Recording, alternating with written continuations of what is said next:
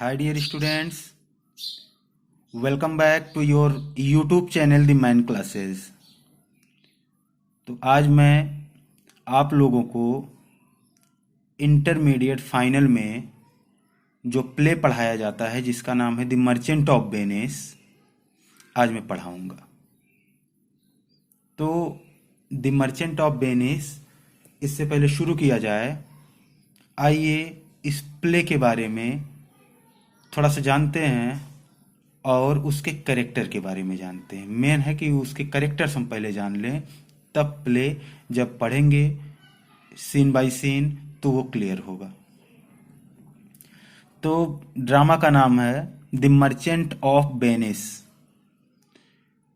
इसके ड्रामेटिक पर्सोन जो हैं, पर्सोन मतलब होता है पात्र, करेक्टर। तो जो नाटकीय पात्र हैं इसमें, वो पहला वर्ड जो लिखा गया है, जो फ्रेज लिखा गया है, द ड्यूक ऑफ वेनिस।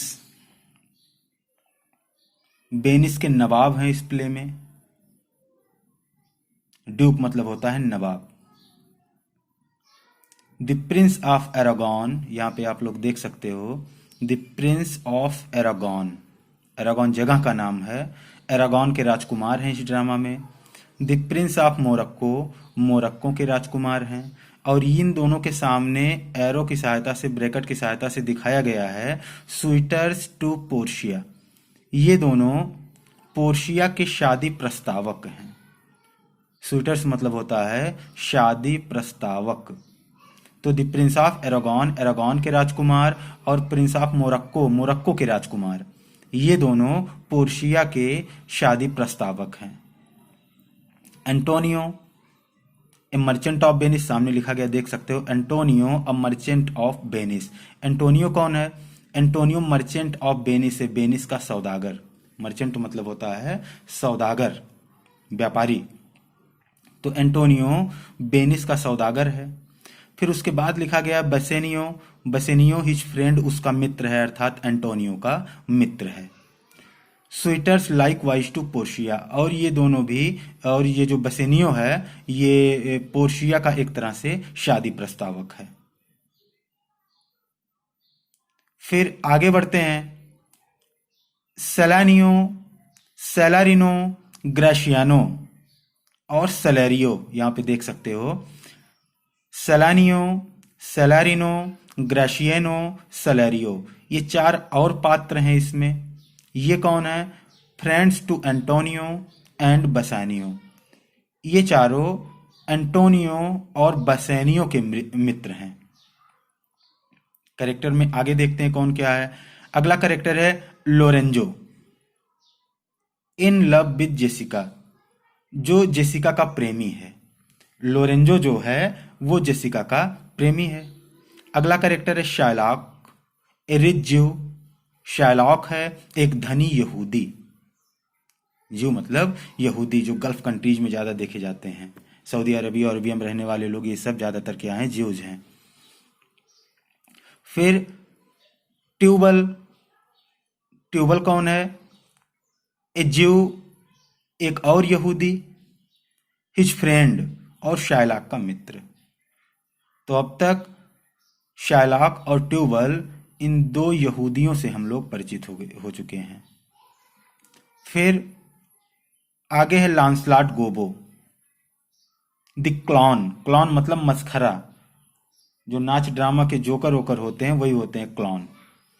तो लांसलाट गोबो, पूरा नाम है लांसलाट गोबो द क्लॉन, जो कि मस्खरा है, सर्वेंट टू शायलॉक, और शायलॉक का नौकर है। लांसलाट गोबो इस प्ले का मस्खरा है, जोकर, और शायलॉक का नौकर है। फिर उसके बाद नाम है ओल्ड गोबो का, यहाँ पे देख सकते हो ओल्ड गोबो। ओल्ड गोबो कौन है? फादर ऑफ लांसलाट, जो ऊपर देखे हो एक मजाकिये को जिसका नाम लांसलाट है, लांसलाट गोबो, उसके पिता का नाम है ओल्ड गोबो, वो लांसलाट के पिता हैं। नेक्स्ट है लियोनार्डो। लियोनार्डो कौन है? सामने दिया गया है, सर्वेंट टू बसेनियो, ये बसेनियो का नौकर है। फिर है स्टेफनो, बाल्थाजर देख सकते हो, स्टेफनो है, स्टेफनो और बाल्थाजर। स्टेफनो और बाल्थाजर ये दोनों कौन है? सर्वेंट्स टू पोर्शिया, ये पोर्शिया के नौकर हैं। पोर्शिया कौन है? उसके बाद है पोर्शिया। पोर्शिया कौन है? ए रिच आयरस, एक धनी उत्तराधिकारिणी। आयर मतलब होता है उत्तराधिकारिणी, आयरस। तो पोर्शिया एक धनी उत्तराधिकारिणी है जिसके पिता उसके लिए विरासत में बहुत कुछ छोड़ के जा चुके हैं। फिर नेरिशा। नेरिशा कौन है? हर वेटिंग मेड, उसकी दासी। वेटिंग मेड मतलब दासी। नेरिशा की दासी, सॉरी, नेरिशा जो है पोर्शिया की दासी है।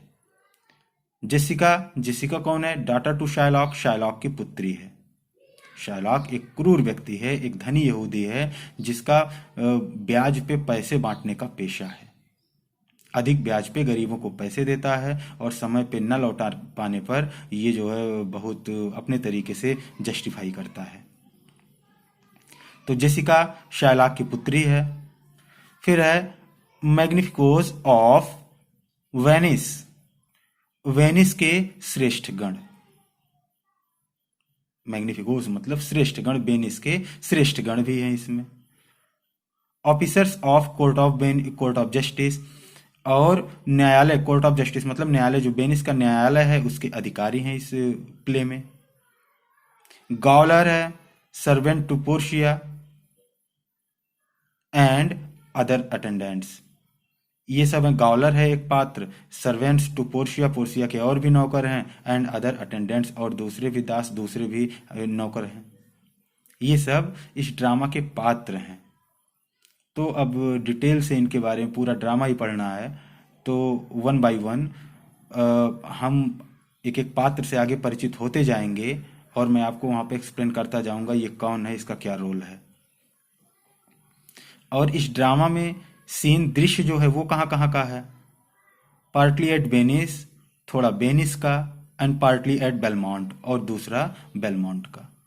दी सीट ऑफ पोर्शिया, पोर्शिया की राजगद्दी दिखाई गई है ऑन द कॉन्टिनेंट मतलब द्वीप पे, द्वीप समूह पे।